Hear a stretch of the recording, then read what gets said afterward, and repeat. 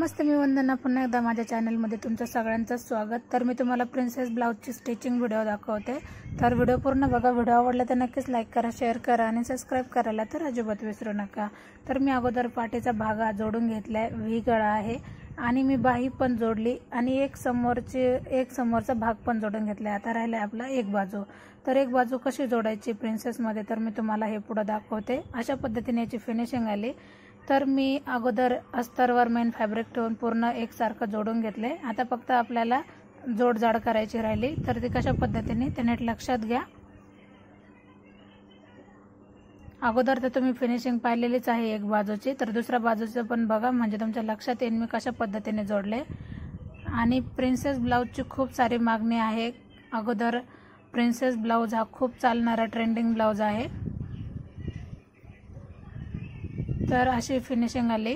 आपल्याला क्रॉस पट्टी जोडायची. तर अगोदर मी अस्तरचा कपडा खाली ठेवला आणि मेन फॅब्रिक मी वरती ठेवले. कधी पण आपल्याला ज्या वेळेस आपण क्रॉस पट्टी जोडतो किंवा कुठला पण कपडा, तर आपल्याला उलटी सुलटी बाजू आपल्याला पाहून घ्यायची अगोदर, नंतर आपल्याला जोडून घ्यायचे.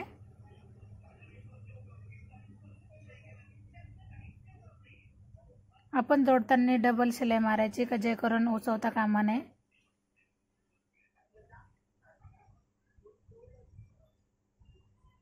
आणि ज्यावेळेस आपण क्रॉस पट्टीला खालच्या बाजूने शिलाई मारायची, तर आपण जे आत्ता मुडपले तर ते एकदम बारीक रोल करायचा, म्हणजे आपल्या शिलाईमध्ये कुठेही गुतायला नको आहे कपडा.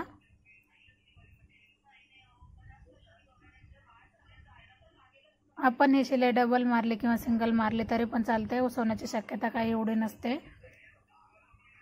आणि थोडंफार कमी जास्त जर क्रॉस पट्टी झाली तर आपण ती कट पण करू शकतो. तर आता आपल्याला बसवायची आहे हुक लूक पट्टी. बघा फिनिशिंग किती छान आली.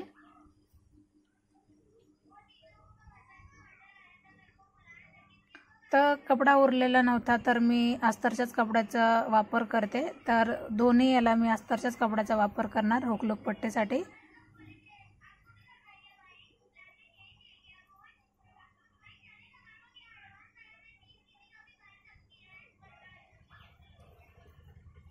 तर थोडंसं अगोदर वरून मुडपून घ्यायचं. एकदा फोल्ड केलं आणि पुन्हा एकदा फोल्ड केलं. आता मी मधून शिलाई मारते. अंतर ठेवून शिलाई मारली. जास्त कडेला पण नाही गेली, दोन्ही बाजूच्या मध्ये शिलाई आहे. आणि आपल्याला फिनिशिंगला व्यवस्थित समोरची बाजू खाली वर तर नाही आपल्याला चेक करून घ्यायचं. नंतर लूक आपल्याला बसवून घ्यायचं. तर ज्यावेळेस आपण व्ही शेपमध्ये आपण ज्यावेळेस हुक लूकचं बसवतो तर त्यावेळेला आपल्याला टीप ही व्यवस्थित मारायची आणि आपल्याला रफ करायचं आहे, म्हणजे ज्यावेळेस आपण हुक लावतो तर शिलाई निसटता कामा नये. अशा पद्धतीने मी 5 केलेले आहेत.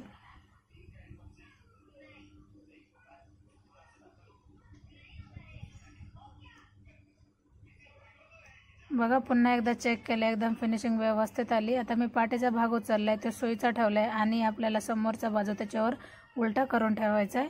आणि ज्यावेळेस आपण शोल्डर जोडतो तर आपण रफ करायचं आहे दोन्ही बाजूला, म्हणजे उसवायची शक्यता कमी असते. थोडंफार कमी जास्त झालं तर आपल्याला कट केलं तरी काहीच अडचण येत नाही.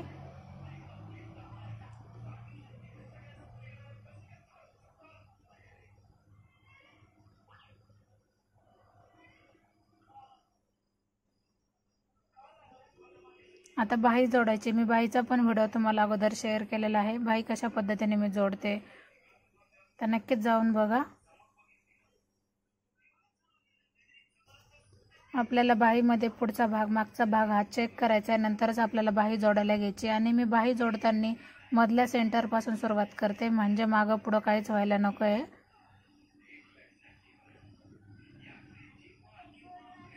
आणि बाही जोडून झाल्याच्या नंतर आता आपल्याला फिटिंग करायची. तर बघा किती फिनिशिंग व्यवस्थित आली, कुठेही कमी जास्त काहीच झाले नाही. अशा पद्धतीने दोन्ही बाजू आपल्याला जोडून घ्यायच्यात. व्हिडिओ मोठा झाल्यामुळे बऱ्याचशा गोष्टी कट कराव्या लागतात. व्हिडिओ आवडले तर नक्कीच लाईक करा, शेअर करा आणि सबस्क्राईब करायला अजिबात विसरू नका. आपल्याला कस्टमरच्या मापानुसार आपल्याला फिटिंग करून घ्यायची आणि ब्लाऊज आपला हा एंड होतोय शिवून.